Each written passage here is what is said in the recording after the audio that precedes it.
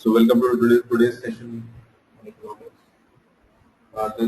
The session is very basic in nature, though it is primarily for the UPSC students. However, any student can have attend this session.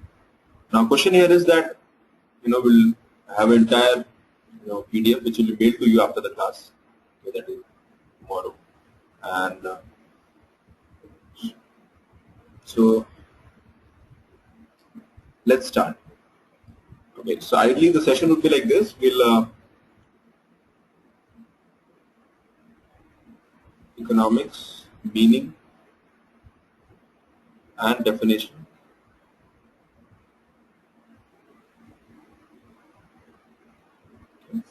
Then we will move further towards systems of economy. For example, types, sectors, and their interrelationship.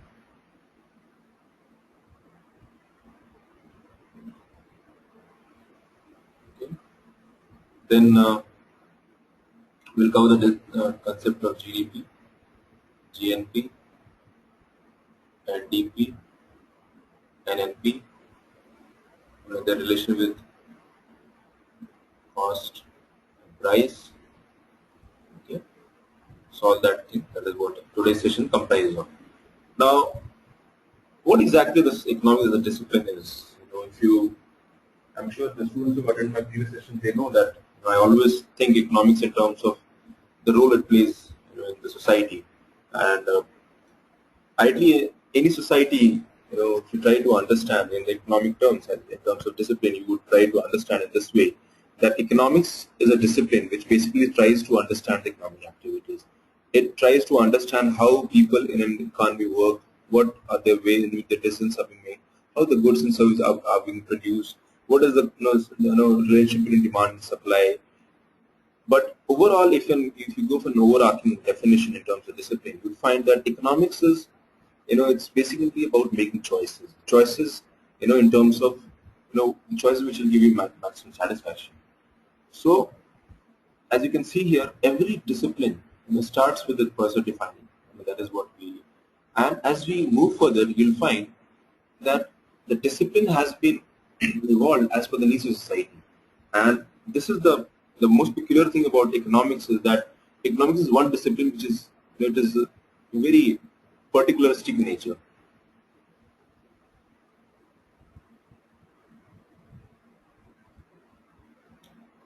Particularistic in nature means that it has only particular scope in which it operates and functions. Though there is a lot of interrelationship between economics as a discipline in social science and the other disciplines also. However, you will find that it focuses more about how the needs of the society are met, how the people in the society they make their individual choices, how the choices are being converted into more rational ones, how those choices gives you maximum satisfaction.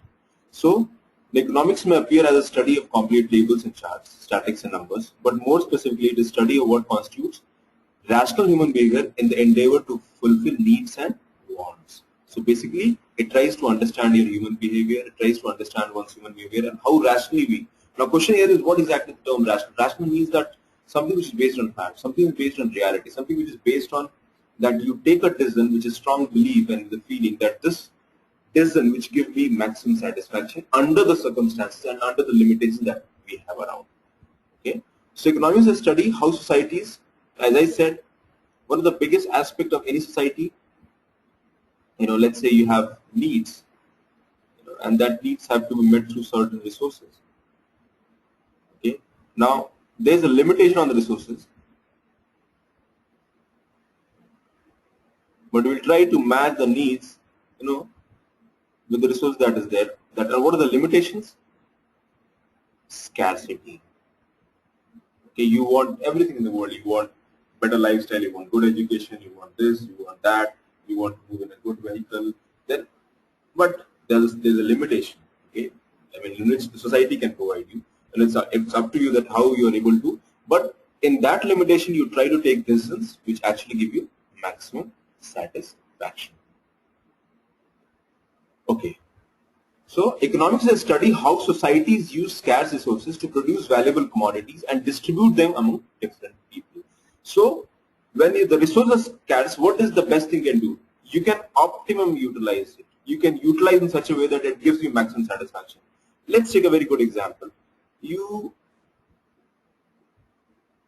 Let's say you go to a market, like Mr. X, he goes to a market, and he has to purchase, let's say, LED TV or LCD. Or LED is better, right? Okay. He goes and purchases. He wants to purchase LED television. Okay. Now he has limitation. Let's say he has allocated 20,000 rupees from his budget. Okay. For this television, that is light emitting diode television. Now this is the most modern television. He'll go and he'll have so many choices. Okay. Let's say there's brand B1, brand B2, brand B3, brand B4. With there are hundreds of specifications. Okay. Now Mr. X, he has first limitation, that is a limitation in terms of budget. So which is there is scarcity of resource. Okay.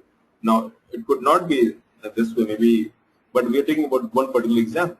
Now here there are 100 specifications.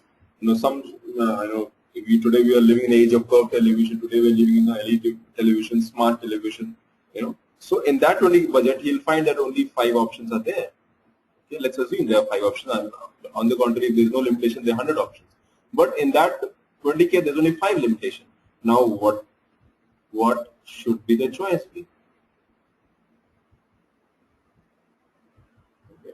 So in that he'll have some brand affiliation, some brand loyalty. Maybe he'll feel that I should go for this brand, maybe LG or Samsung or Sony, anything. So Mr. X feels that whichever brand which gives him maximum satisfaction, and that satisfaction would be based on his in his own reasoning, in his own understanding of that this is the budget I have, and he goes and takes a decision which is most rational, which is based on fact that this product among the 5 items will give me maximum satisfaction, and he goes and purchases that thing.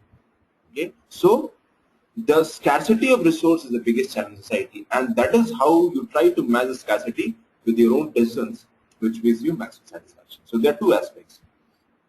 Okay, so as per the definition, there are 2 key ideas in economics, that is goods are scarce and society must use resources efficiently.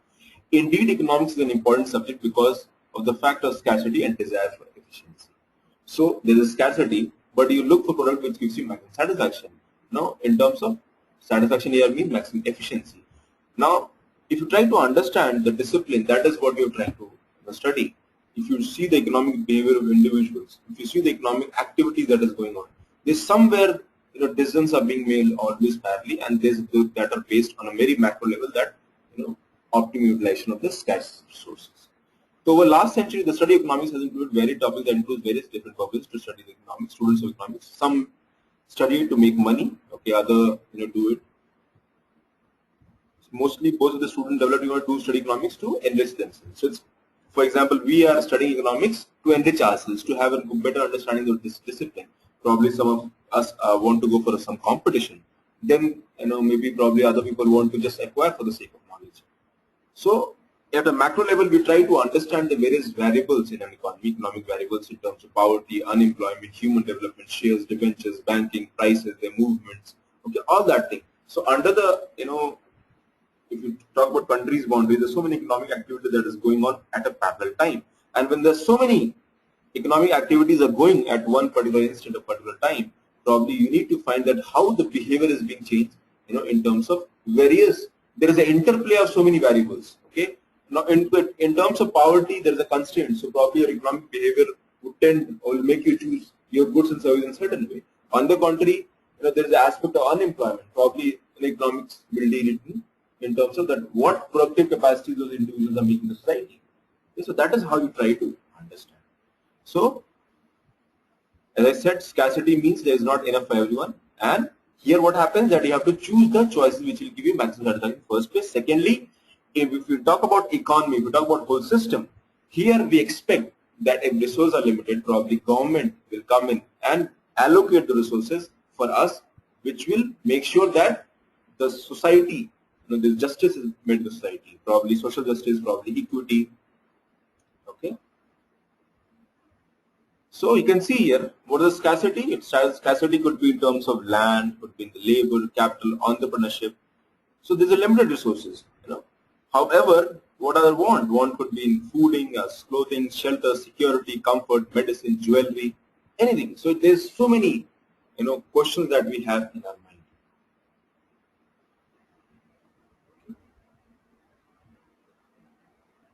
You can see this diagram. It tells you that what exactly.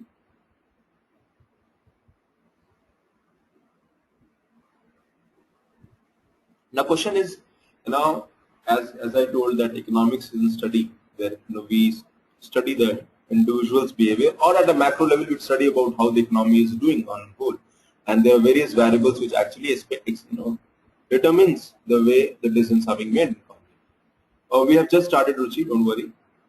Good evening, all of you, once again.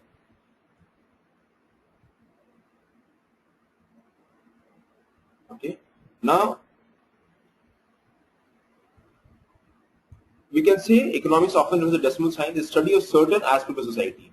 As I said, study of economics is particularistic in nature. It studies only one aspect of economy. It doesn't, refer to entire system. There are so many variables which are there, but it only covers about economic activities, the way decisions are being made, how goods and services are being produced, how they are, basically they are moved from one place to another. What is the way in which goods and services, are being, consumed or distributed.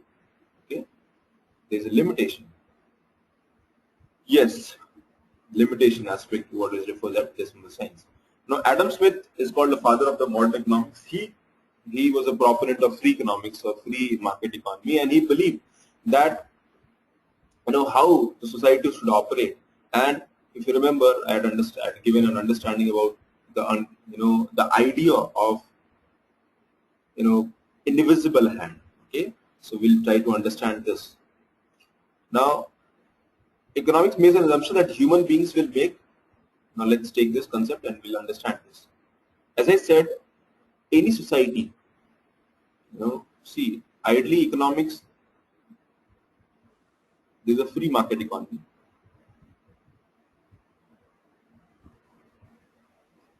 They will trace the development from the 19th century to 21st century.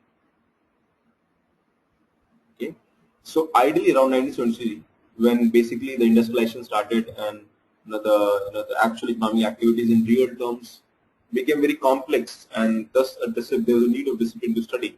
The economics as a discipline was also there. However, there was a limitation because the economic activities were limited, and the range of variables or range of scope in which the decisions were made were also limited. However, as the economy, as the world moved from agrarian economy, it moved to basically an industrialized economy. Okay, so here in agrarian economy there was a limitations, so limited choices were there. As it moved to industrialized economy, there was a complexity.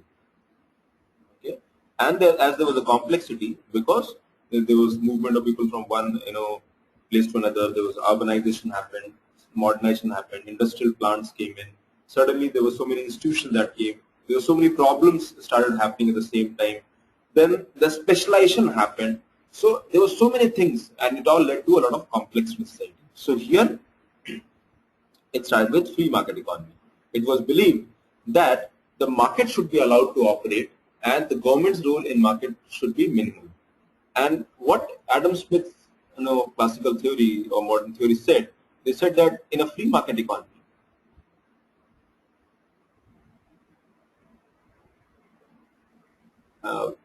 I'm sure a lot of you students must have already studied about these concepts, but since it's a basic class, so it will be a quick revision for you.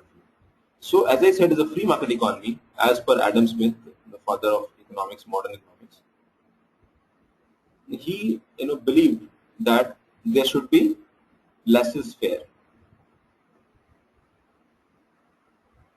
Laissez-faire means free market economy, wherein let us do. That is, there was what the expectation was that government role was limited, very limited, and economic activities were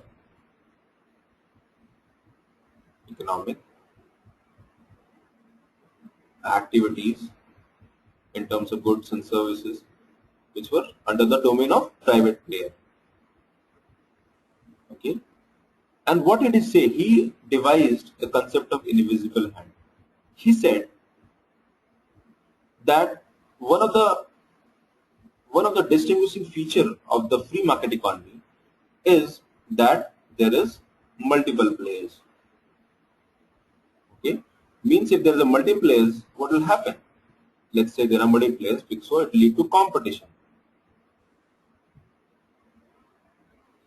Okay, and what is the expectation of each of these players? Let's assume that there is somebody, let's say there is a restaurant.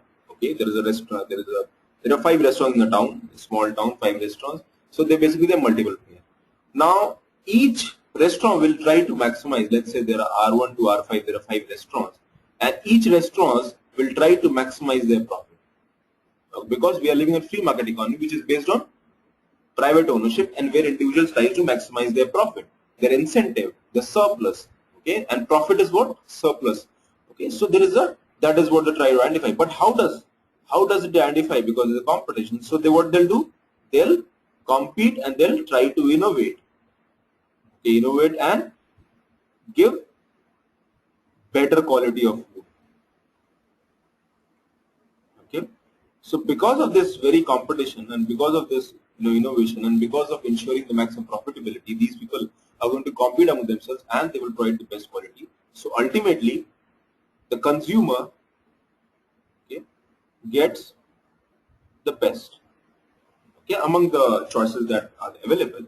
So what will happen if the consumer gets the best? So basically, every consumer society gets satisfied, or every consumer society gets maximum because of the competition, maximum satisfaction. So basically, they are working for the well-being of the society. So it said that individual interest. What is the individual interest? Individual interest, meets the collective interest of society. And what is the individual interest? To make maximized profit. But in the pursuit of making that profit, they actually provide quality to the producers or the consumers. And in that, the society's interest is also being met. And that, he said, is called invisible hand, which means that in a free market economy, if competition is allowed, there's a competition, there's innovation, there's more efficiency, people get the best services. So though the people are working for the profit maximization, but ultimately, because of the competition, ultimately the benefit is the people society. So basically, they are not only working for the individual interest, but they're working for the collective goodness of the society as well. And that is how the free market economy came. However, there were limitations. Some ideal picture was considered, because we'll come to that later. Economics studies how individuals, firms, government, and other organizations within a society make choices, and how these choices determine society's use of resources. So, we can refer economics at the individual level, where the decisions are being made by each one of us at first level, or we can also see it on a very macro level in terms of the decisions which are being taken by the government for the interest of the society in general.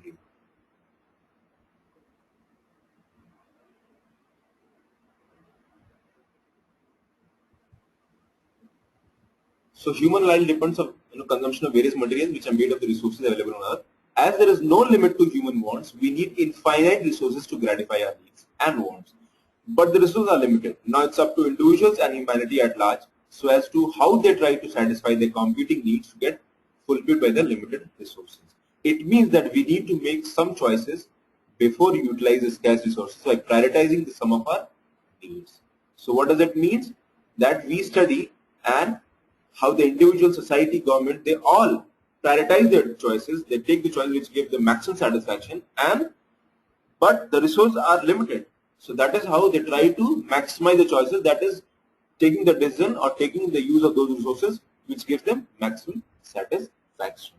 Okay, so and as I discussed that example, in the same way, if you go to a market, probably whatever limit, there's always a limitation of resources with you. If I talk about money, you go to a market, there's so many things you want to purchase, but there's a limitation. So you make a choice and you take decisions which gives you maximum satisfaction. Okay, so making such choice is an art as well as science. At time changes, the choice changes. A space changes, human needs change. So there is a need to modify the changes. What does that mean? For example, today you are earning, let's say, 50,000 rupees. So probably economic choices and decisions would be made according to that. Let's say tomorrow you, in a year's time, start earning, which I believe that you all will, because ultimately you all go to very good B schools and will come out with, very good, job profile. So ultimately, let's say your income doubles than what you're getting today. So when there's income double, probably your choices will change. Again, the choice will change, which will give you maximum satisfaction again. And there also there's a limitation in terms of scarcity. Also, you do not say that I have enough so that I can make or take any decision I want to take. And it is not about any individual. It is true about every individual, whether it is rich, poor, or super rich. Everybody will face scarcity. You can go and ask the person who is the richest person, Bill Gates. He'll also say that there is some scarcity in the things I want to do. Okay, so that choice in terms of scarcity is always there. So what does economic studies? The economic activities of mankind. What does activities are? Profit, loss, livelihood, occupation, job, all those things are called economic activities. Today economics has many branches and it studies diverse subject matters. Okay. Now why there's a branches? Because there's a complexity. There's so many things. Suddenly you find there's so many choices. And economics, the endeavor of economics, the discipline is always to ensure that you get maximum satisfaction and the choices are made in rational manner such that it gives the maximum optimum utilization of those resources. Okay. For example, what economics? If I give an example of what economics study, why some people go for fuel efficient car while others go for fuel guzzling sports car? Probably economics, in terms of economics, in terms of economy, these people have lesser money, or probably they feel that having, I'm ready to pay more money because it gives you more satisfaction. The fuel, and maybe the car or sports car could be more fuel guzzling. Why poor are poor? Is capitalism doomed to intensify economic inequality? Will the process of globalization be able to bridge poor-rich divide and have a universal homogenizing effect on the world? Okay, so there are some questions. There are many questions. How to take decisions? What decisions should be taken? What is the way in which the decisions can bring us maximum satisfaction? Okay, so basically we study resources. There is scarcity, and we choose among different alternatives that is available, which gives us maximum satisfaction. Okay. Now, this concept of scarcity and two branches study economics, that is micro and macroeconomics. So, what is scarcity? I already explained the concept of scarcity. It's very much clear. Now, what is macro and micro? Micro means talk about individual, firm level. That is microeconomics.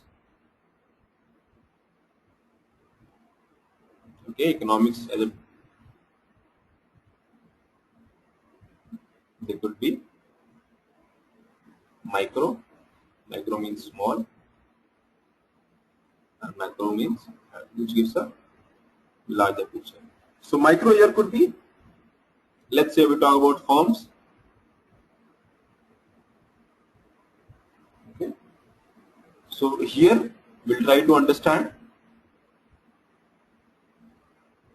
businesses, consumer behavior. Let's say you want to, how much office space is needed if you want to open a new office. Okay. What is the consumer behavior in terms of likelihood of the X number of projects, X number of product selling. So, or we talk about whatever decisions, even at individual level, your individual decisions have been taken. So we talk about microeconomics, that is cover only certain aspect of the economy. And when we talk about macro, what is the macro? It covers at a very larger level. It talks about GDP, it talks about unemployment, it talks about poverty, okay, inflation. Okay. And here the decisions are being taken by government to ensure that there is Decisions are taken by government or even the private player.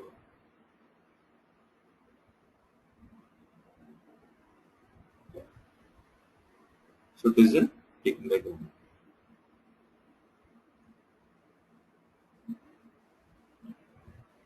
So what is it? Let's see. Microeconomics is study of economic behavior of decision makers. Okay, and macroeconomics is study of behavior of the entire economy. So we talk about entire economies as a whole. You can read this. There is nothing in that. Now let's try to understand this. There is scarcity. Just have a proper look at this diagram and try to think on it. I'll just give you a few seconds to think on it.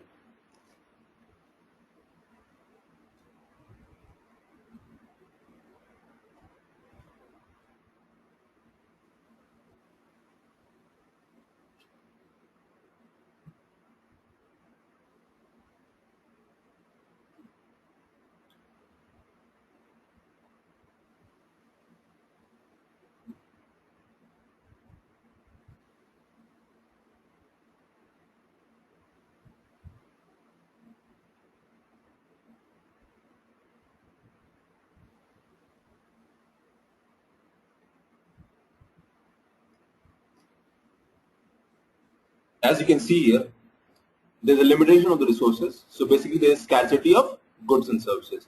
So scarcity of resources means scarcity of what are the resources? The goods and services that are provided. Now what are goods and what is services? Goods are anything which is tangible, which you can feel, you can touch. On the contrary, what are services? Service which is intangible, you cannot see it. Okay, sorry, you cannot feel it. It's not tangible. For example, you go to a bank, you get a service from them that is not good, that is services. You want to purchase a computer or laptop, that is goods. Okay. So if you try to understand here, the resources are limited and the wants are unlimited, and there has to be mismatch. So that is what we have to ensure that the scarcity of goods and services has to be met properly. So there is a problem. We have to make choices, and that is a problem economics tries to understand. We talk about the society as a whole. Society has three options. That is, there is scarcity of goods and services. Okay, resources are limited. So what you can do? You can increase the resources. You can ensure economic growth. And what does economic growth ensures? Economic growth ensues that there is an increase in the value of the goods and services or increase in the number of goods and services. So actually there is economic growth, and when there is economic growth, automatically there is a process of having more production of goods and services can take place.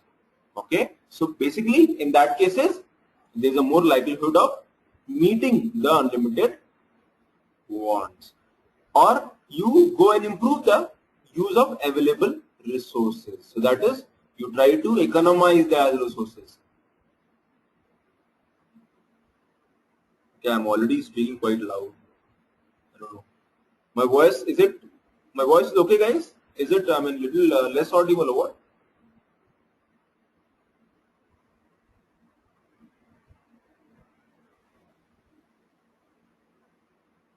It's okay now. Okay. In fact, I'm maybe that is sometimes the fluctuation in the loud and clear. Good. So what you do? Now, have you understood economic growth? What is it? Here you do. You try to improve the use of available resources. And how does that happen? You try to ensure more efficiency. You try to bring productive efficiency. You try to ensure there is more employment. You try to ensure that there is equity. Equity means the people who are unprivileged should also get the benefit, and there is a kind of a positive discrimination. Very good example is you try to compare anything. I mean, you try to see within the same money or resources, you get maximum efficiency if you compare a few years back. In 5,000 rupees, a few years back, you cannot expect a high-tech, modern phone, okay, modern gadget, a modern cellular phone. However, today in 5,000, now believe that technology has developed. There is a productive efficiency. The capacity has increased. You go to anything, you find that even within few years of space, there is a more increase in the efficiency. We are able to produce better efficiency, and that is what it is able to. The problems of unlimited wants, is basically improved. Okay, so there are many ways to it. Many times when you try to improve the efficiency, I know the economies of scale happen. The prices might go down. There's improvement in technology. For example, what is happening in mobile technology, cellular technology? Basically, the VLSI technology. VLSI is very large scale integration or ultra large scale integration. The chips that are being made, the quality of the chip is increasing. The number of diodes can be, the quality that increases. The space is increasing. The processing speed increasing. Everything is increasing. Okay, and plus there is also, there's a competing interest. There's multiple people doing it, and there's a race for making more. So basically, you improve the use of available resources. Or the third option, you reduce the want. You have a budget, and then you said I don't want purchase. You want to have some vehicle, and you say that I have limited money, and you say I won't purchase, even though you can go for a smaller model. Okay, but you won't purchase. Okay? So that is how you can try to understand. Now, what is the difference between economics and economy? Well, economics is nothing but in economy. Economics is basically, there's a difference in terms of theory and practice. Okay. Now we're talking economics is a discipline, while economy is like study, basically a study of the whole country as a nation. So economy is economics at play in a certain reason.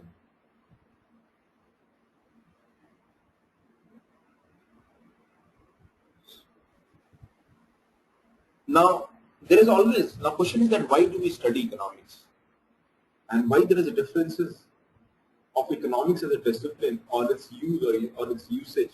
See, in a theory and practice, there are certain theories which we try to understand, and those theories try to, in the evolution of economics, we have developed several theories, and we try to find solutions to various problems that we have in the economy. Okay, Palas, thank you very much. Please don't. If you have any question, you can put it. Okay. Because it breaks my concentration. If you have any question, you can ask me. Okay? I always see that if there is a question, then only I have to reply. You can read this document and you can have your own understanding. Okay. So as I said, in economy, when you try to understand, there are various challenges. And what does the economics do? It tries to understand those challenges, and we develop some theory. And we develop some theory and we try to understand. For example, there was a free market theory. It propounded this theory on the base that there is an invisible hand, and eventually market would able to ensure the needs of the interest of the society as well. However, this has not happened because in 1930 Great Depression came, and there were certain market imperfections which were not taken into consideration. So that free market economy theory, it was found that theory is not perfect. It has its flaws as well. Then came the theory of state intervention. The Keynes economical, John Maynard Keynes. So Keynesian economics theories came, which talked about expansionary economic policy. So the idea changed in which economics or this problem, the solution, were seen, how it evolved. So you can say that during a phase, the problem that we face in the economy, there is certain development in terms of theory to understand those problems and try to solve them. Now, question is that if an X problem, if you try to understand that if there is an X problem and it is used in country A, okay, let's say there is some theory, and it is used in country, let's say USA. Can that theory be applied in India? I mean, you never know, maybe, or maybe not. Now, question is why?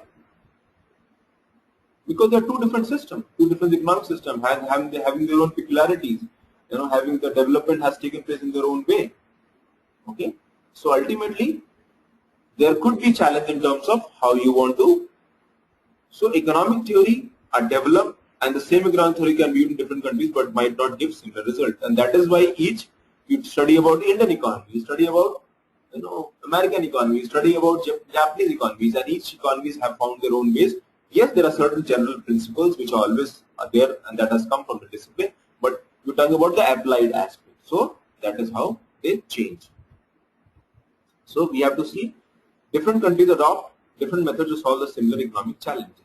Now, many countries selecting the same remedy and tools to fight the same problem might have similar or dissimilar results during a given period. At the same time, two economies select different tools to solve the economic problems might experience same result or completely different result. Now, question is why? Okay, why there is a difference? There are many reasons. Okay, I'll give a very good example. There is a Navratra season is going on, right? So what does Navratra season imply? Implies that there is a sanctity. Okay, there is a sanctity, or among Hindus there is we try to revere this period. Okay, and we try to start good things. Okay, so that is one way to see it. Then also many times people go for fast. They probably it purifies their mind, body, soul, whatever way you want to see it.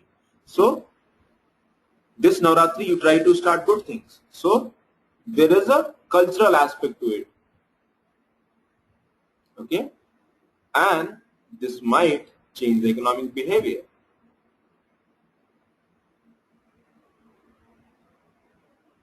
Okay, this one is this. Okay, so this might change the economic behavior.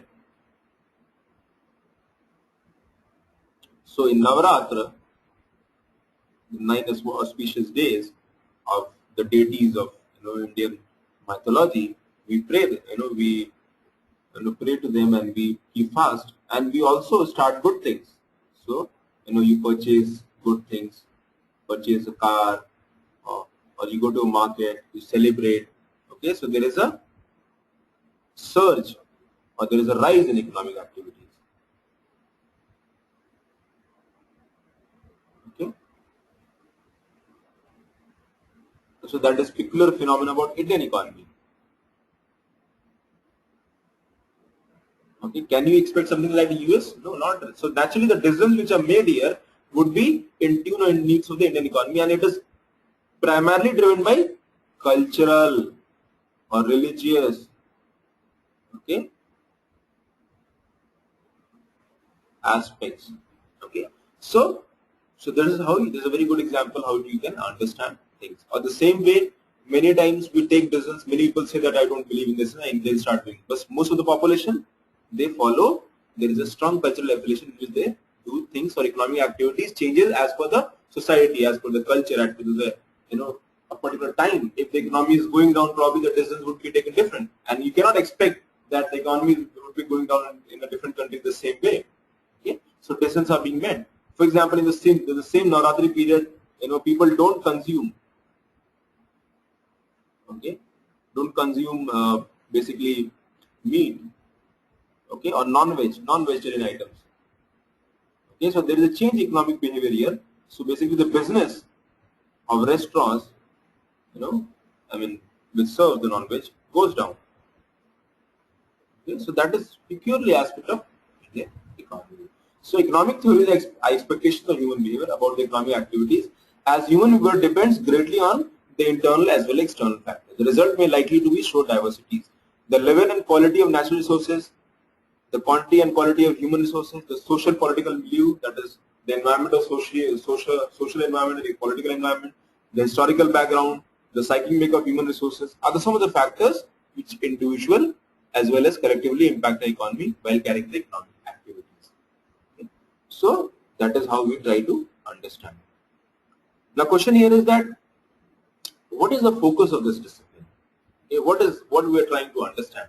If you talk about economics and economics or Indian economy or any economy for that matter, we try to understand how the goods and services are produced, how they are distributed, how they reach in how they move in the supply chain, how those decisions of goods and services are being made by individuals, and how the relations at that all those goods and services basically gives them maximum satisfaction.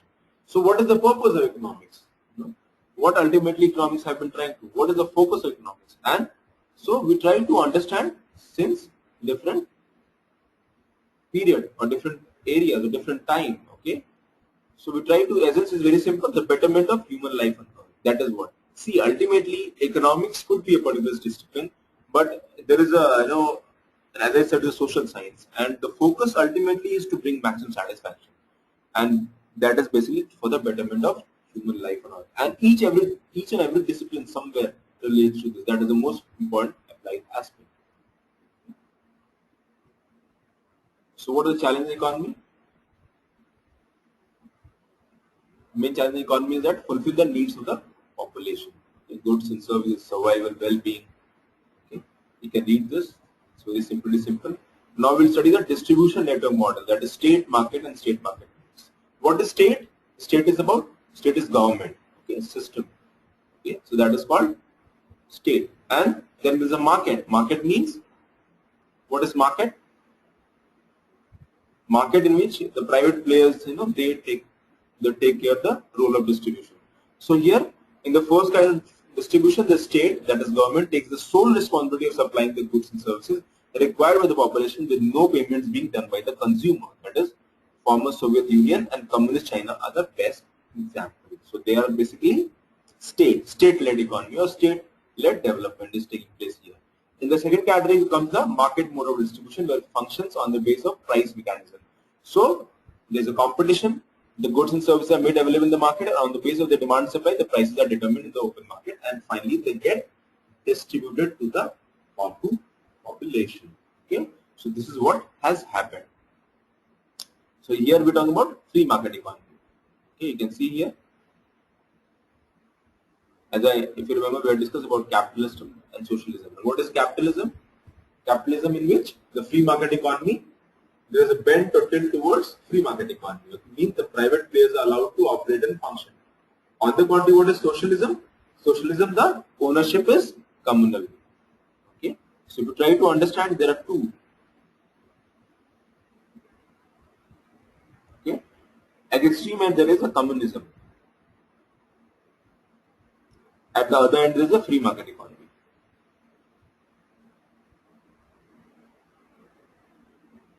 Okay, this is, you can say, left, extreme left, and this is right. Okay, so free market economy or capitalist economy?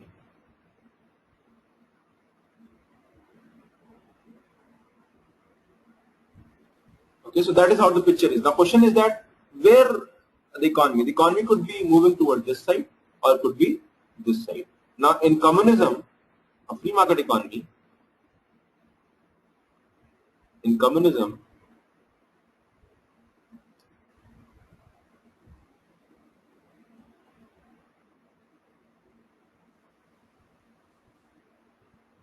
okay, that is free market economy.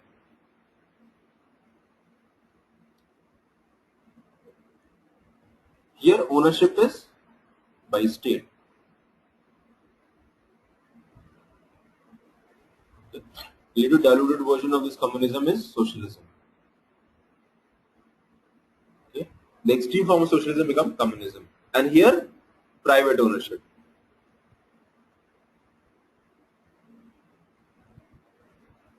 Okay, that is demand supply based on price determination in the economy.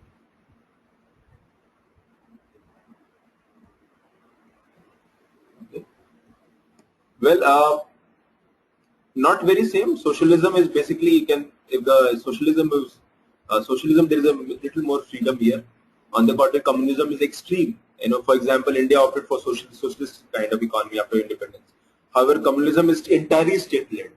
Okay, and there is, basically there is no, private consent of private is not there. However, in socialist economy, certain freedom is there. Okay, try to understand this. So as you move to more economic freedom, there is a laissez-faire capitalism. We discuss free market economy, laissez-faire. Then comes the regulated capitalism. Okay.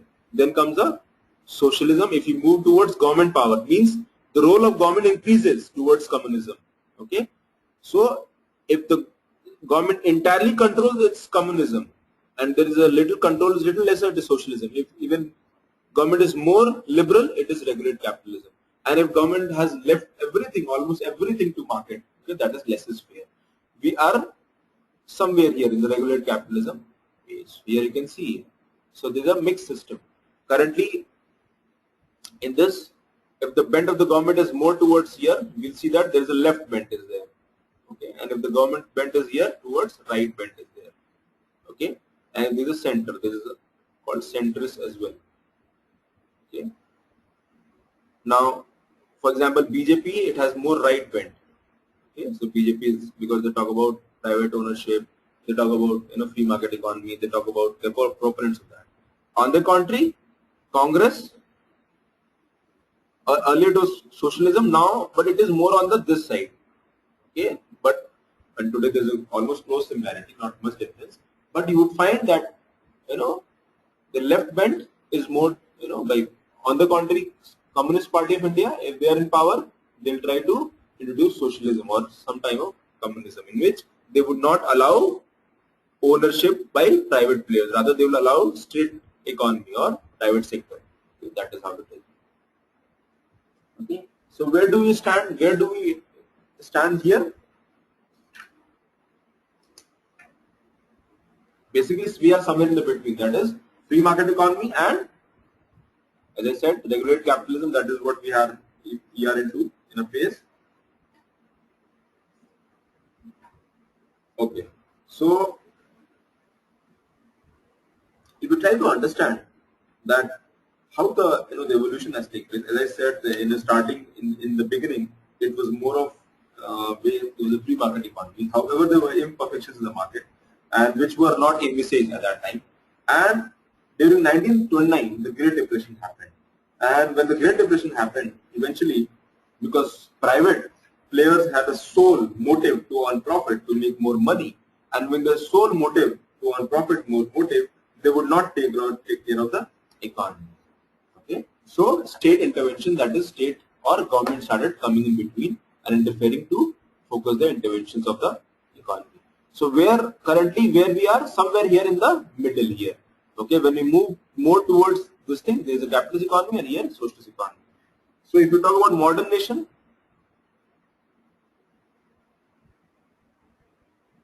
what are the peculiar aspects? Okay, there is anti-monopoly regulation. Okay, so that is, they'll allow competition. For example, we have Competition Council of India, CCI, will ensure anti-monopoly. Okay. There is progressive income tax.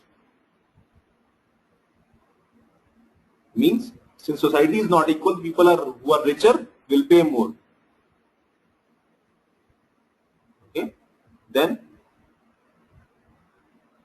there is, let's say, some security benefits are being provided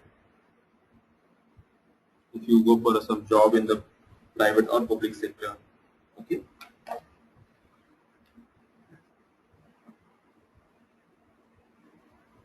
Private and public both. For example, India, private and public both. When you go to US, it is more private. Even the defense industry or even the critical sectors, you'll find that participation of private player is more. Okay. So, again, the third and the most prevalent mode of distribution developed out of the experience of the former two system is state market mix. That is what today we are. There is state and market mix. However, there is more towards market, that is, you'll say the capitalist economy, and there's more to move towards state. It is called a socialist economy. Here you can see market, command. Okay, command means state. Okay, capitalism, socialism. So here, if there's a bent of towards socialism and market, also market socialism. China is of market socialism. Okay, so they are currently market. There is a strong business activity or market orientation. However, there is a state control as well. Means there are no two political parties. There are, basically the state controls everything still, but they allow private players to operate, in their own way. However, they ensure that there is a free liberal policy, there is a competition, there is the onus or impetus on the manufacturing sector. Okay, all those aspects. However, in the command socialism, there is an entire private players have no role. They are out of the picture. Okay, or they could be mixed here. Then market capitalism, that is complete, you move toward capitalist economy, or command capitalism. That means the elements of command economies are taken and the capitalism is also ensured. Okay, so there are so many models you can think. Okay, so how do you organize an economy? Now, the organization of economy depends on various factors. For example, India was a colony for almost 2 centuries. So when India was a colony for 2 centuries, that basically shaped the idea of having how the economies should be developed. If you remember, as I said, the two countries might have different challenges, but the solutions might be different, or same solutions might give different results. So how do you organize an economy? It depends on the way you want to choose which model you want to follow.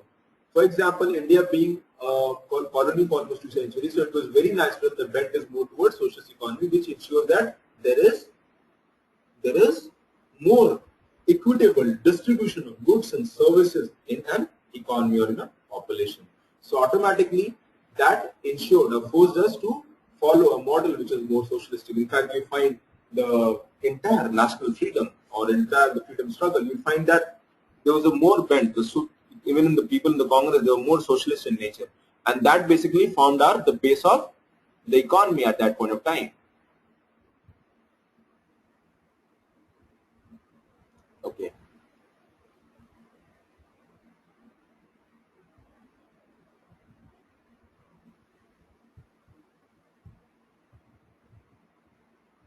So there's a capitalist economy, already said.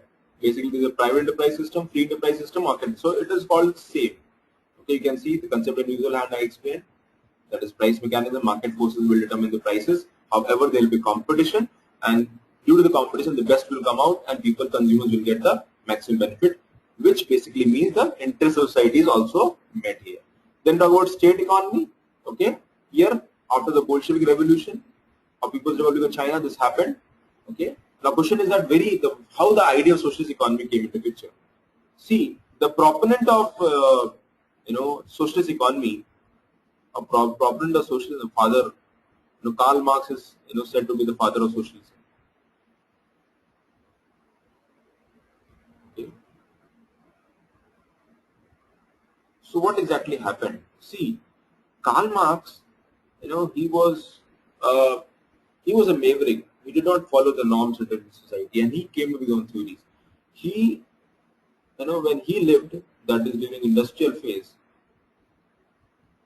okay, he felt that there is a lot of exploitation. Okay, that was it. Because what happened? During industrialization, people moved from villages to, or from agrarian economies to industrialized economy. People moved from cities, the development of cities started happening, modernization happened, technology developed, urbanization happened, people started living. Most of the people who were working class or labor class, they were working in the big factories. So they started working there, and they started working there to get a job, and they felt that they were paid in terms of wage labor. Okay, so when they were paid in the wage labor, and what happened? There was surplus also. Okay, after paying the wage labor and whatever technology costs, everything, there was surplus, which was profit. Now this profit was taken by certain people. Okay, and these people were in minority. So he called them capitalist.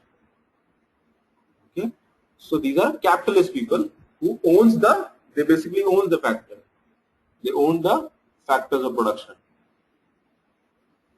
Okay, land, capital, machine, everything. Okay, and what does that labor had? Labor had only his labor, nothing more.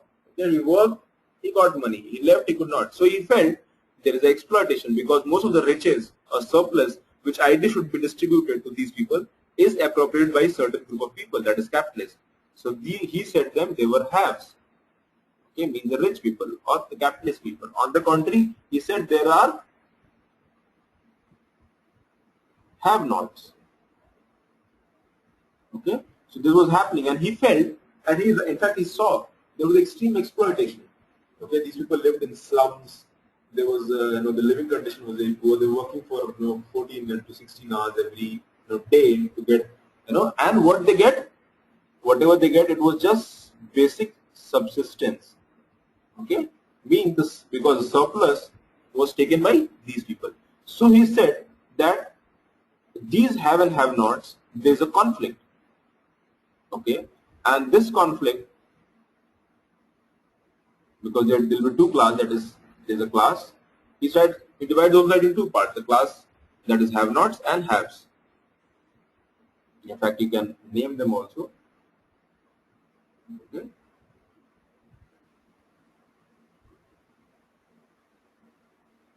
So they were called, haves are called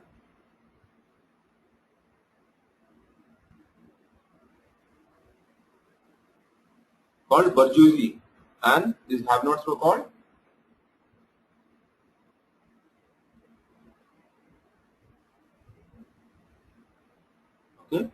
proletariats. So bourgeoisie and proletariat, that is have and have not. He said there will be two classes, and since there is a conflict because there is exploitation, okay, there is exploitation, and this will lead to struggle. Okay, and when this will lead to struggle, what will happen ultimately?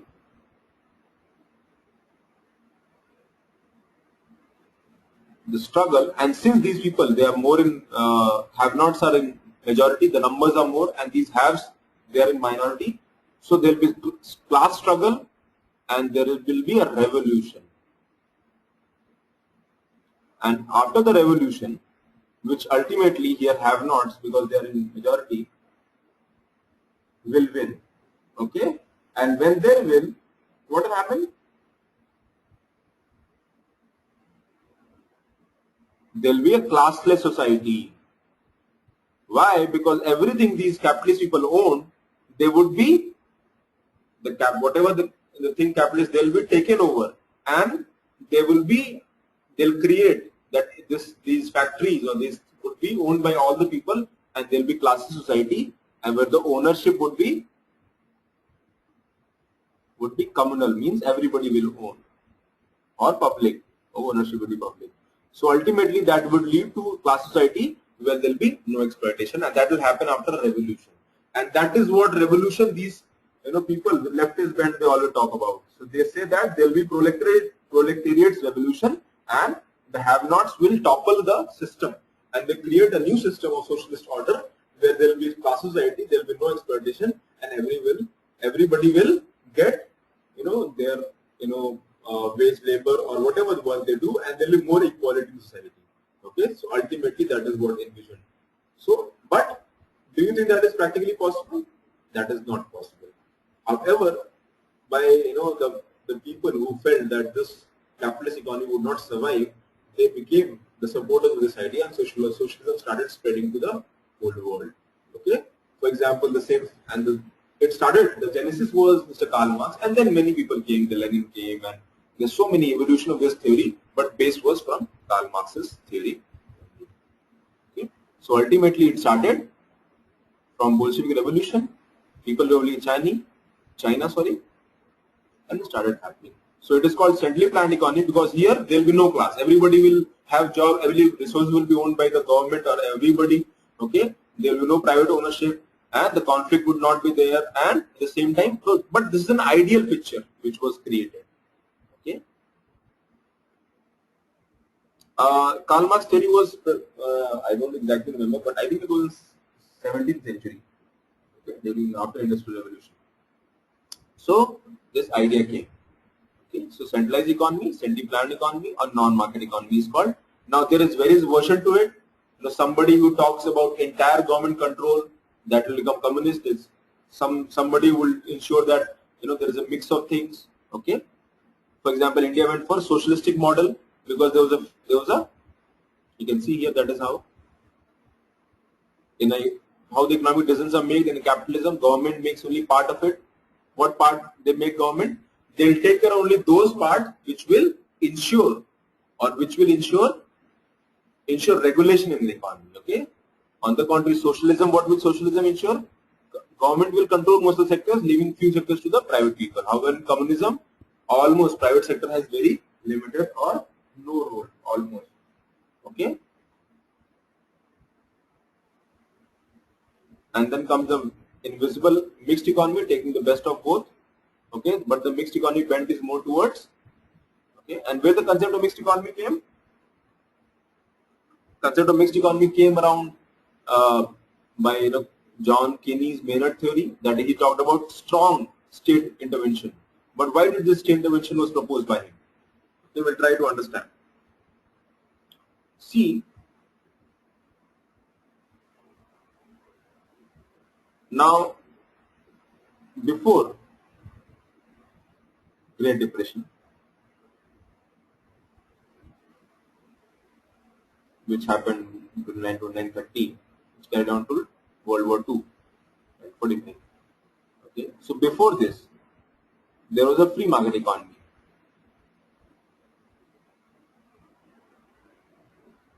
But since there was a free market economy, it actually created some problems. And what was the problem?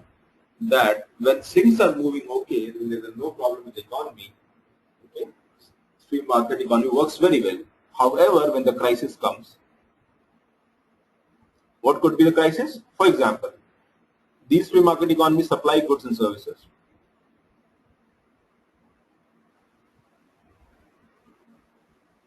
Let's say there is a shortage of goods. Okay, so what happens? Suddenly demand is more. So there is inflation. So here, this free market economy, because they want to maximize profit, they'll start hoarding goods, or they'll try to use all the, negative ways or manipulative methods to ensure the maximization of their profit. So it might lead to crisis, and that is what happened. That is, during Great Depression, the economic activity went down. Okay, and when the economic activity went down, there was crisis, and there was a crisis. This free market economy was not prepared to handle these challenges, and government role was limited. So this crisis happened, and there was no solution. So free market economy said there was a feeling that this market has some limitations. So Keynesian theory came, and it was propounded by John Maynard Keynes, a very famous economist from America. He said, see, if you want free market economy, there are certain limitations. Free market economy doesn't take care of our people. It doesn't provide services to people in terms of what about poor people? They don't take care about. He said that state intervention is very important. Okay, especially when economy is not doing so well. Okay, so when the economy is down, what is this? You start putting investment.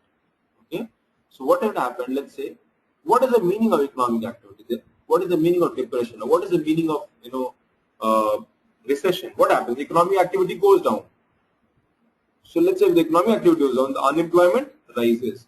Okay, goods and services, the demand on supply of goods and services goes down, and there is negative sentiment in the economy. So he said, the wheels of the economy are not moved, so you need to put an extra support.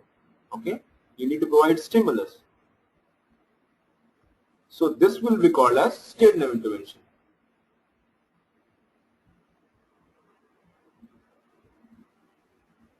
Okay, so when stimulus is provided, the economy started to move.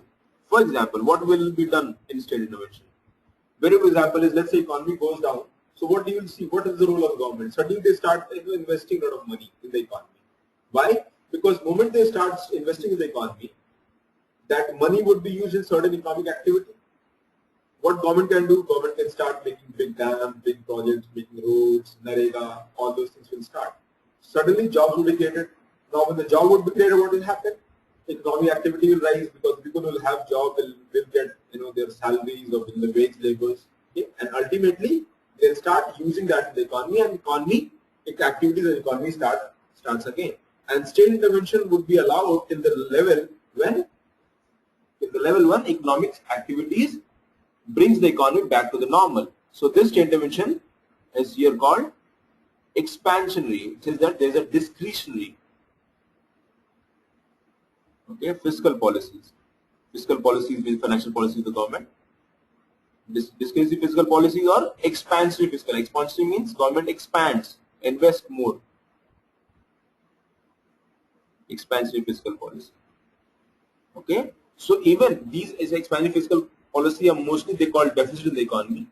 Okay, fiscal deficit. However, it said that since economies are putting to revive the economy and they are putting into the ensuring the productive capacity of the economy increase or the economy start moving, so ultimately it is good for the economy, and economy will.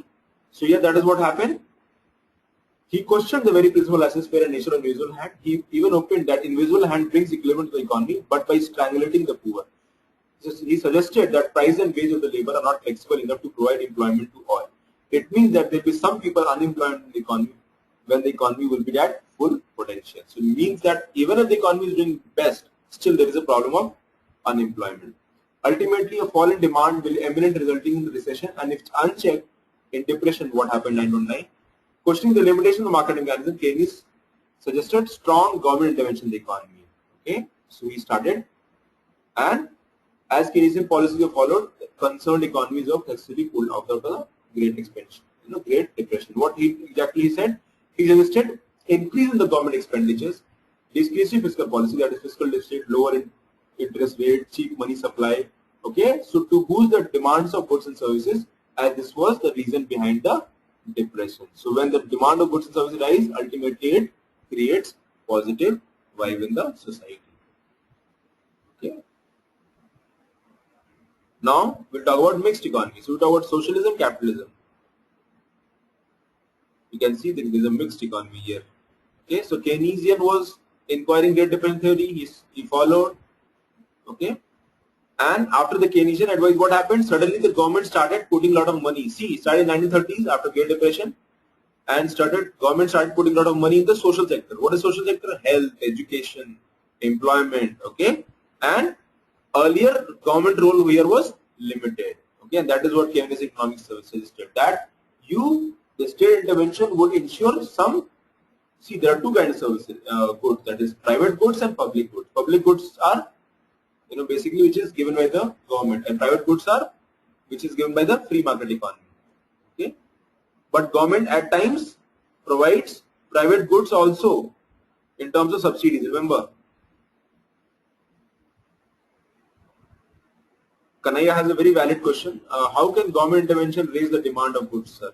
Well, see, it is not a question of only demands of goods, Kanaya. See, question is about how do you boost the entire economic activity. See, ultimately, what has happened in a depression? What happens? The economy goes down, the demand goes down.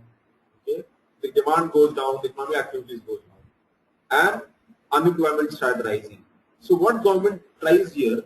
Government eventually tries to ensure that economy comes back to normal. And how that can happen? Okay, coming back to normal economy can happen only if some external push is allowed. Okay, so when external push is allowed, let's say, how does government boost demand? Let's say economic activity is down, there's less demand. People are unemployed. So if people are unemployed, what does that mean? They are not doing any kind of purchase, or they don't have money to purchase. So government will provide them job. That is what happened. For example, Manrega was brought in 2006. So what it does? It actually boosted the rural economy. Because there was a fixed job. 100 days of fixed job was available. Okay, employment is available. So if you have money, automatically you will try to spend that money, and that will boost the demand for the goods. And when there is demand for goods, the supply mismatch will be also there, and ultimately economic activity will start, and economy will come back into.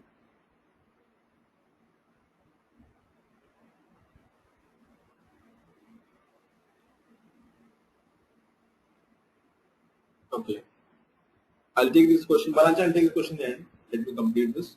So mixed economy is a classical case which takes about both the aspect of the economy, that is covers the private as well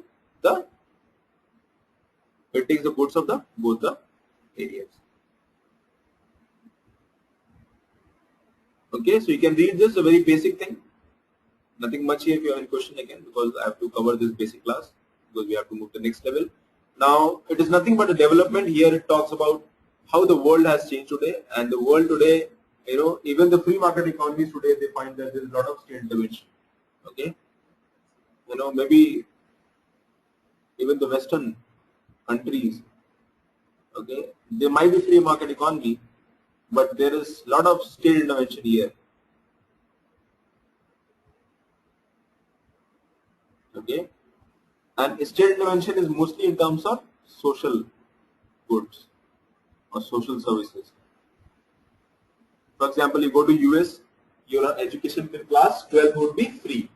Okay, government won't charge a penny. You go to public school, government won't charge a penny. Okay, till class 12 in the United States of America. See, it's a capitalist economy. Still, you will get free. Okay, Obama tried to bring healthcare reform bill. Okay, that was aimed to ensure that people who do not have insurance, health insurance, they should also get the benefit. Okay, so ultimately, state intervention today has increased. You talk about Scandinavian countries. In Scandinavian countries or in Germany or in other areas, even though capitalist in nature, they provide a lot of benefit to their services.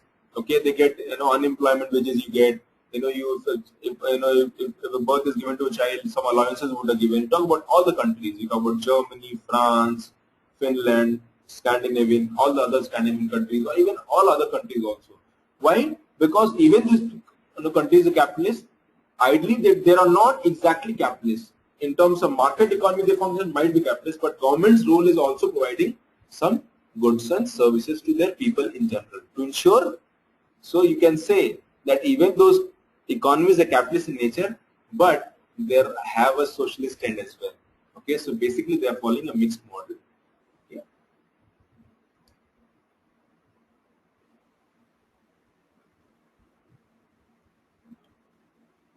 Okay, so that is how. So that is how the world in India economic reform started in 1991. Okay, so it was state market mix. See, earlier we were a mixed economy. Bend was more towards socialist economy. However, after 91, even though we are mixed economy today, but maybe the role of the private player has increased and the role of the state has decreased. Okay, and that is what has brought a lot of changes. Okay, so mixed economy, the bend is more towards market economy today. However, government still takes care of its people. It provides social benefits, subsidies, healthcare, education, free, a lot of free things. Okay, so ultimately, the concept or the idea of socialism is still prevalent. It is not redundant. It is not even today about India, but other countries as well. Okay, so the redefined mixed economy for India had declared the favor of the market economy. Many economic rules which were under the complete government monopolies were now open for participation by private player. That is the first aspect. However, examples of the responsibility are still shouldered by the state alone. What is it? Nimish? #134#.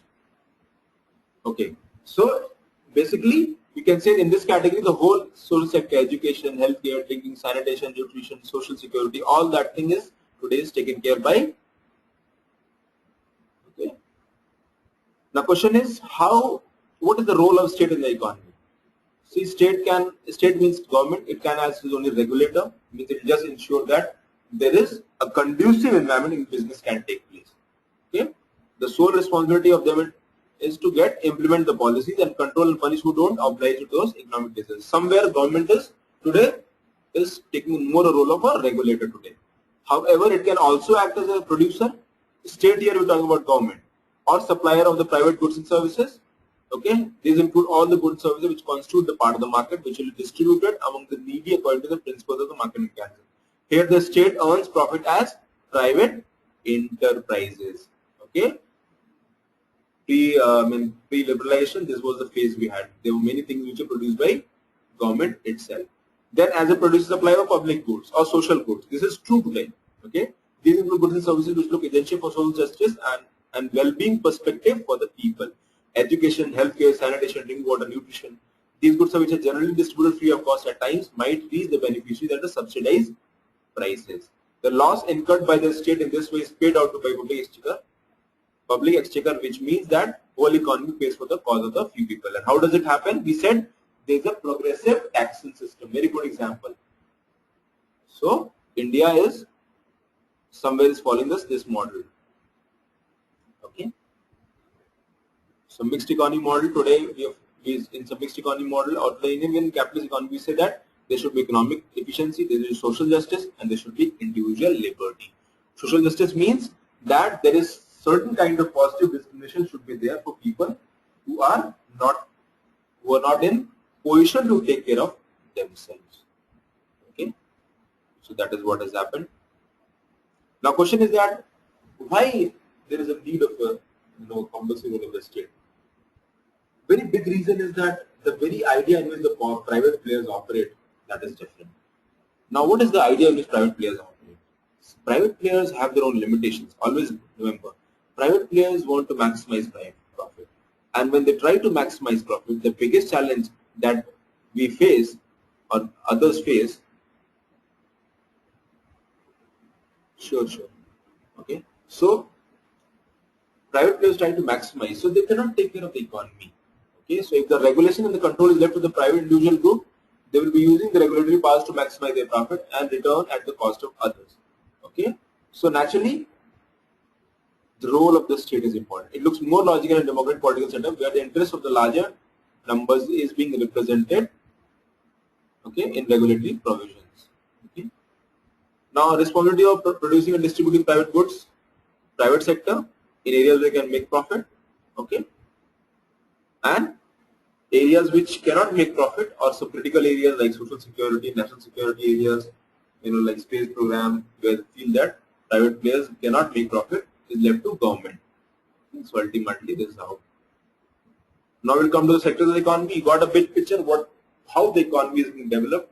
So after state intervention, we'll find there's a mixed. Currently, there's a mixed economy. Modern economy is mixed. It takes goods of the capitalist economy, goods of the socialist economy, and try to. But the bent is in the capitalist economy. The bent is more towards free market economy. However, in socialist economy or communist economies, bent is more towards communist or socialist kind of economies. However, they have taken some good positive points from the socialist economy as well. Okay. Now, what are the sectors of the economy? There are many sectors. First one is the primary sector. Okay. And what does the primary sector do? They directly use the natural resources, agriculture, forestry, fishing, fuels. All this come under private sector. Okay. Then secondary sector is manufacturing sector. Basically, it talks about industrial areas. This sector is called manufacturing, which uses to produce the primary sector produces raw material, and the secondary sector uses that raw material and develop it. Okay, so basically, well, Mansi is saying ours is socialist economy, right? Well, Mansi, ours is not a socialist economy, rather it's a mixed economy. As I said, India opted for a mixed economy, not a socialist economy, even after independence. And however, there was a bent was more towards socialist economy, means in terms of ideals, in terms of the role of the state. However, after 91, that bent has moved towards capitalist economy, even though there are aspects of socialist economy also in our model. Okay, got it? Had it been a social economy, we would not have been able to see private players. We would not have been able to get jobs and opportunities from it. Okay. Then secondary sector, as I said, tertiary sector, service sector is tertiary sector. Education, banking, insurance, transportation, tourism, they come under tertiary sector. Then comes the quaternary sector. What is quaternary sector? Quaternary sector is portion of an economy that is based on knowledge applicable to some business activity. For example, R&D. That comes under quaternary sector. Information gathering, distribution technology, vocational education, business consulting, strategic financial services, they come under not services but quaternary sector. Then there is another culinary sector. Some consider there is a branch of quaternary sector called culinary sector, which includes highest level of decisions in a society or economy. This sector would include top executives or officials in such fields as government, science, universities, non-profit, healthcare, culture, and the media. Okay, as you can see. Primary sector, raw materials, agriculture, mining, okay, resource-based and extractive activities. Secondary sector, manufacturing big activities. Okay, industrialized nations are basically secondary sector. Tertiary sector, service-based economy. So we have moved from secondary sector to after industrial revolution, the whole economy, most of the economies have moved from the primary sector to secondary sector. Okay. However, after a while, tertiary sector got pushed, and today we are in the service economy. So what has happened? There is a move from secondary to the tertiary sector. Okay. Then quaternary and culinary sector.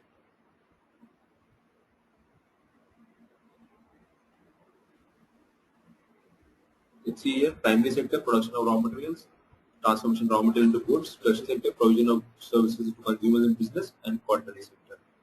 Okay. Types of economy: agrarian, I discussed only. Then industrial economy. Any economy where contribution is coming more from 50% from the primary sector, that is agriculture, that is called agrarian economy. This was true about India's GDP after independence. Now picture has changed. Just hold on.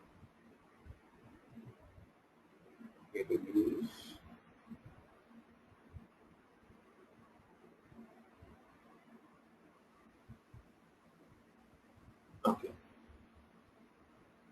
So that is agrarian economy. Industrial economy, the contribution is 50% more contribution is from industrial sector. So it's called industrial economy. Most of the economies have crossed this phase once the process of industrialization saturated. Okay, then we have moved to a service economy. Economy with 50% more produce value comes from tertiary sector is known as service economy. Okay, basically it is said that India has moved from agrarian economy to service economy because today contribution from the service sector is around 60%. Okay, that is, and the industrialization has also not taken to a level of industrialized countries. However, there is a irony also. The sector which has least contribution, that is agriculture, around 13-14%.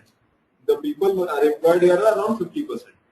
Okay, you can see here, just see, that is how you can see here. 1940s, the service sector increased, the agriculture came down. Okay, industry almost stagnant, but it is down. Agriculture has very low contribution, less than 10% in the economy. Basically, industries in most of the economies between 20-30%. Some economies, so you can see here, if you see here, right from here in the year 1950s, the saturation of industrial economy happened.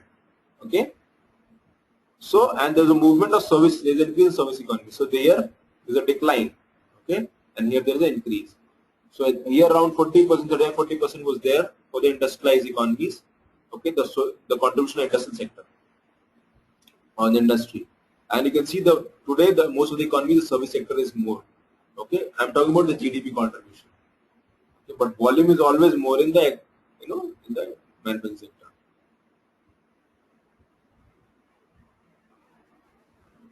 So this is what happened. The stage of growth has taken place. Okay. By the end of the 19th century, this was well established fact, at least in the Western world, that industrial activity is a faster way to earn income in comparison to agrarian activity. The Second World War established the fact for the whole world, and almost every country started the preparation for the process of industrialization. As the country after country successfully industrialized, the pattern of the population shifted from one sector to another was established, which was known as stages of the growth of the economy. Okay, so that is what happened. With the intensification of industrialization, dependency on primary sector for livelihood decreased and dependency on the secondary sector increased consistently. Similarly, such economies saw population shift from services to tertiary economy, which is known as post-industrial societies or service societies. Okay, most of the world, most of the Euro-America falls into this category. These economies are having over 50% of their total produced value being contributed by the tertiary sector, and over half of the population depends on the services sector of their livelihood. Many other countries which started industrialization in the post-war period did show some aberration in this period of population and income. India is being one of them. So India is one country which has a lot of contribution from service sector. Okay, so basically India is service-based economy. However, the GDP contribution is still high, but the number of people employed is less.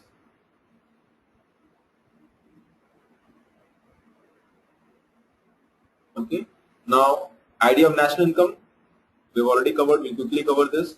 GDP, we know what GDP is: the value of the final goods and services produced within the boundary of a nation during 1 year. Okay, so what is GDP?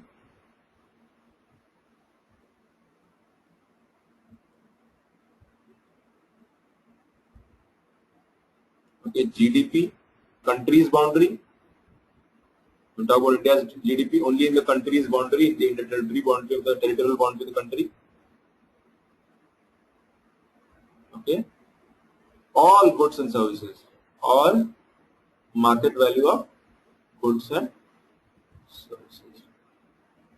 Okay, so that is in a financial year. Quickly we'll move forward. So GDP is value of all final goods and services produced within the boundary of a nation during 1 year. Okay, what is 1 year? 1st April 31st March. It will be better to understand the terms. The concept gross means total, domestic means within the boundary of the country, nation, and its own capital, and product is basically goods and services together. Okay, so percentage per annum percentage change is growth rate of an economy. For example, if a country's GDP is 107, 7 rupees higher than last year, and growth rate is 7%. It is a quantitative concept and its volume and size indicate the internal strength of the economy, but it will not care about the quality aspect of the goods and service produced. Okay, you can see the GDP growth which has happened in so many years, 3, 4, 5 years. You can see basically what does GDP growth increase? Increase in the value of the goods and services over a period of time. Okay, I found this comparison between India and China. You can see Indian and China economy are almost similar level, and somewhere after around 80s we are almost close. 78 in 78 liberalization of China happened. Okay, Mao Zedong.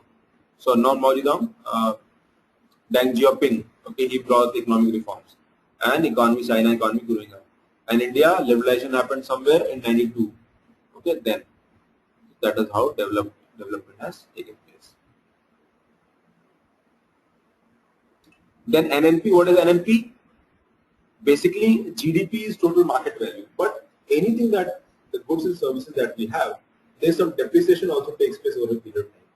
So if you want to calculate the real value, you have to adjust the weight of the value by depreciation. Okay, so net domestic product is GDP calculated after adjusting the weight of the value of the depreciation. This is basically net form of GDP, GDP minus the total value of the wear and tear. Okay, that has happened in the asset while the goods and services were being produced. Okay, so there is a wear and tear happens and there is a depreciation. So NDP is net domestic product. NDP is always lesser than GDP. It is very natural because depreciation is calculated. Okay. Now, different use of the concept NDP is for domestic use only. Okay, so to understand historical situation of the loss. Okay, then to show the achievements of the economy.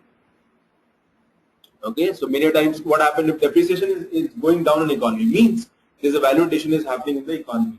Okay, so if the research and development is taking place, probably we will try to reduce the depreciation, the element of depreciation.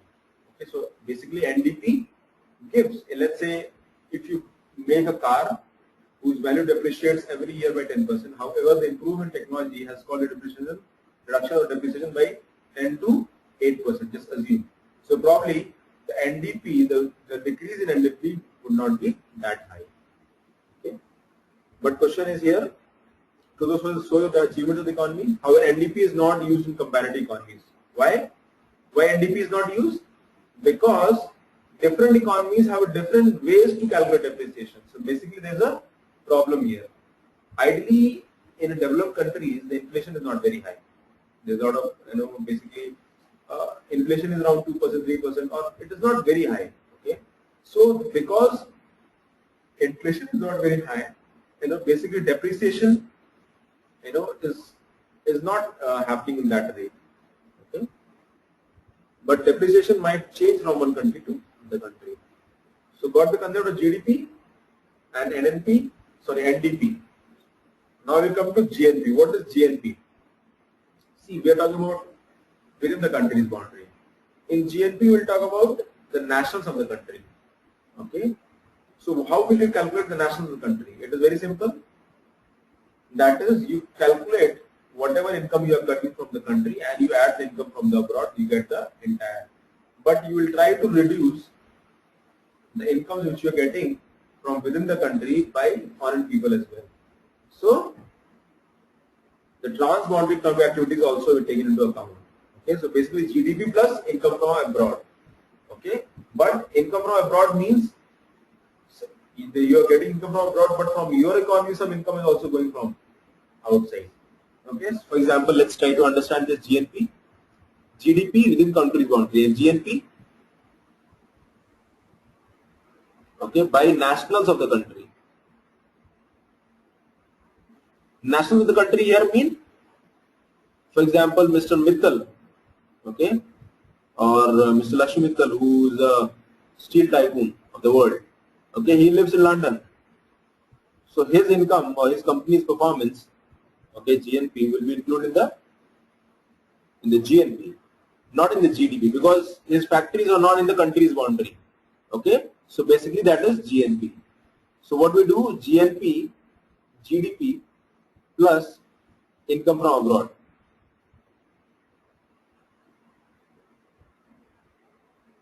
Now, in this GDP we will also subtract one more thing. We'll try to take only the nationals within the country, not if you talk. We won't talk about Hyundai. We don't talk about Maruti Suzuki. We won't talk about Honda companies, because they come in India, they put their plant, they earn income, and they send the profits back to the country. But when you take in the GNP, the income or the profits which we earn from them will not be covered, because we're talking about the nationals of the country, all the market value of the goods and services produced by the nationals of the country. However, we'll take anything outside the world. Okay. So what is the transboundary activities here? Trade balance, net outcome of the year end, export minus import. Okay, here it could be positive or negative, means whatever income from abroad could be positive or negative. If the net flow is outside, net flow is more outside. See, whatever is coming in the economy is taken as credit, that is positive, and whatever goes out of the economy is negative, that is debit. Okay, so in India's case, it has always been negative except the 3 consecutive years when it was positive due to high level of service sector export during the year of the BPO industry. So basically, trade balance means export minus import. Then interest of external loans, basically you pay back the interest, or many times you get the interest paid from outside. Okay, you give a loan to any country. Let's say you give a loan to IMF. You can give a loan to IMF. They might pay you interest. You can give a loan to some country. Okay, so net outcome of the front of the interest payments, balance of the inflow, okay, on the economy, lent out to the economy, and outflow. Okay, so India's case has always been negative because India has been a net borrower. So we always take money from outside. Why? Because there's always a deficit. Okay. Then private remittance. Private remittance means that outcome, the money which is inflow and outflow on account of the private transfers. Somebody from India will go to US or in the Saudi, in the Gulf countries. So they'll send back to the country in terms of remittance. So GNP is ultimately the balance of all 3 components. Income from abroad segment may turn out negative or positive. In India, it has always been negative due to heavy outflows on account of trade deficits and interest payment for foreign loans. It means income from abroad is subtracted from the GDP to calculate its GNP. So this is what has happened. What is the distinguishing factor of the GNP? Basically, GNP is more exhaustive because it takes about internal as well as external. So it is quantitative as well as qualitative. Okay. It also helps us to learn about production behavior and pattern of the economy, such as how much the outside the world is dependent on the product and how much it depends on the world for the same. Okay. You can read this. Then here also we have to calculate the after depreciation. And what we calculate after depreciation is NNP, that is net national product. Okay, that because depreciation will take place in the economy as well. Or so GDP plus income from abroad minus depreciation. Okay, but we are talking about national income. Remember, now we have to calculate about national income. So national income is basically, if we reduce the depreciation, so basically is the total market value of the goods and services produced by the nationals of the country. Okay, so you can, if you divide by what? By the population of the country, you can get the national income. But there is one confusion here. And what is that confusion? We'll understand this. See,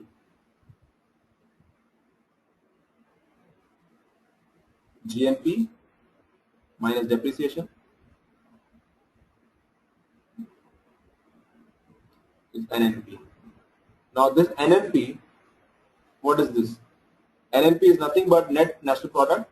Okay, and here we are talking about the nationals of the country. And due to the depreciation, basically you can divide the population. So NNP at market value. Remember, this is at market value. Okay. However, in market value, there are few things have been included. What are these? Subsidies and indirect taxes. Okay, because if we remove the indirect taxes, we get the NNP at factor cost. Okay, so that is what. So this factor cost, if you reduce this indirect taxes and we add the subsidies, because subsidies we help take the help, so that will be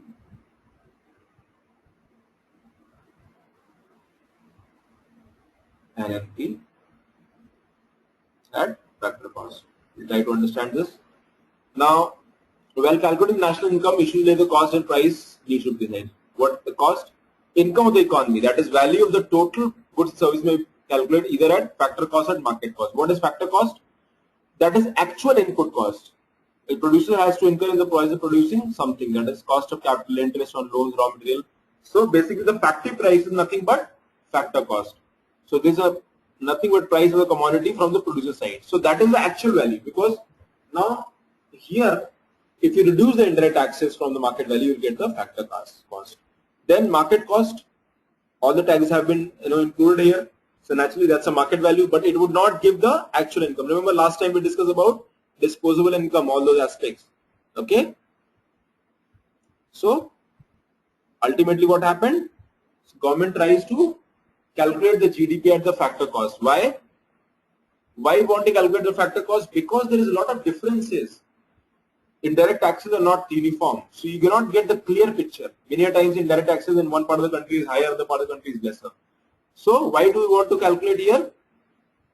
In India, income is calculated factor cost, so that we get most of the developing, and so is the case with developing countries, but not among developed countries. Okay, the reason are lack of uniformity in taxes, goods are not printed with their prices, etc. In present time, we see a great degree of tax related uniformity coming to India. So remember, if GST is implemented, maybe we'll get a clear picture of. So naturally, that is why we calculate the national income at the factor cost. Okay. Then there's the concept of price. Now what happens? Try to understand this. Now we calculate GDP. Okay. And we calculate the GDP, GMP, NDP, and NNP we have understood. NNP, there is a factor cost is basically, and we divide by the population of the country. What do we get? Per capita income we get, right? Remember, what, because NNP at market value is what? GNP talks about the nationals of the country. Okay, and if we reduce depreciation, we get NNP, but NNP at market cost. But when we reduce the indirect taxes, we get the net national product, and we reduce the population of the country because it talks only about the national of the country, we get the per capita income.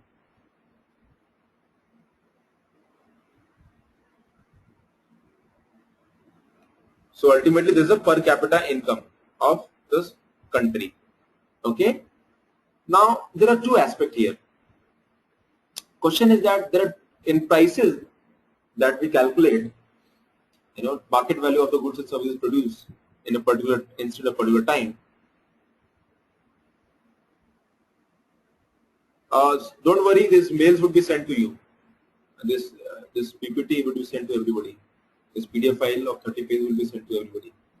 Okay, whoever attended the class. Basically, but it's for a UPSC student. This session is free for today for the people for MBA students. That is part of knowledge session. However, this is a UPSC session in reality. Okay. Now, what happens here?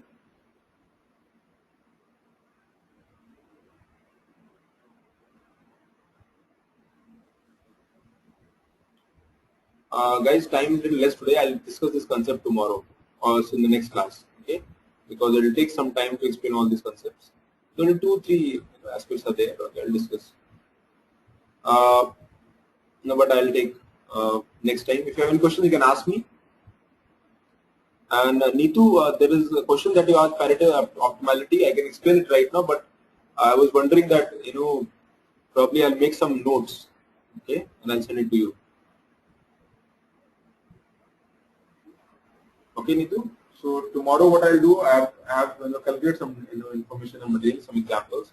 So what I'll do that I'll mail it that Pareto's optimality with proper explanation to you. You can go through them, and if you still not get the concept, then we can discuss next time. Okay. So we can take it next time. Don't worry.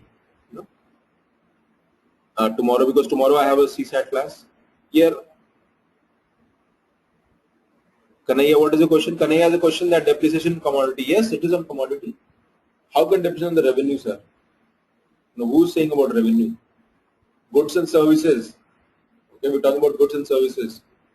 You take an insurance and services. Okay. So probably its value will change every year. You talk about goods, depreciation can take place. Okay, so I mean wherever the depreciation is applicable, we'll take only those aspects. Why are you so confused? I mean, it is not that it is mandatory that everywhere we'll take the depreciation. Wherever depreciation is mandatory, we'll try to take those aspects only. Okay, guys? Any more questions?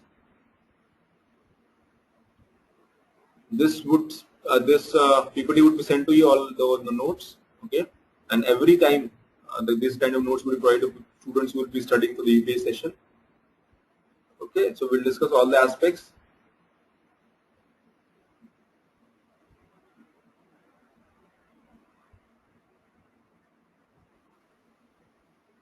What kind of questions should we expect? Mansi has a question. What kind of questions can we expect from CAT? Well, Mansi, I think I'd taken a session on for CAT students in GSE. Did you attend that session? I mean, I've taken that GK section, how you should be doing it. You can ask the team, they'll provide you the video, because again it will take some time for me to explain. See, ideally the best way is to go through past few years papers and see what is the trend of those questions. Okay, so when you go through the trend of section, you'll understand what GK is usually. But mostly the GK questions are very factual in nature. They ask incorrect questions. But in the ZAT, the paper is good. Okay, ZAT examination, they ask conceptual questions. So what I teach in para knowledge session, that kind of questions could be asked in that area, in that examination. Okay. A command capitalist, well, command capitalist means there is a in a command economy, and there is a possibility that a command economy means socialist economy. The elements of capitalism can also be brought in. Means the government controls here, but they would also try to ensure some element of capitalism as well. Okay, don't get confused. Capitalism means purely market is allowed to operate, and command capitalism means there is a state intervention is there. However, state can also ensure some element of capitalism. Okay, so basically it's a mix, taking something. So if the bend is more towards socialist economy, you can say that it is more of a socialist economy. However, the bend is more towards free market economy, bend is more towards free market economy. So that is how it is. I hope you understood the concept of basic sessions. The basic economy, yes, almost same. Socialism is, I mean, if you go to the extreme end of socialism, it becomes communism. Okay, you can read the notes and you get entire picture will be clear to you. Don't worry. So that is it, guys. I'm a little unwell today. That is why I'm finishing the session, and also you can see the my throat is a little bad today, and I was a little fever also. But I thought it's not good to cancel the class at last moment. Okay, so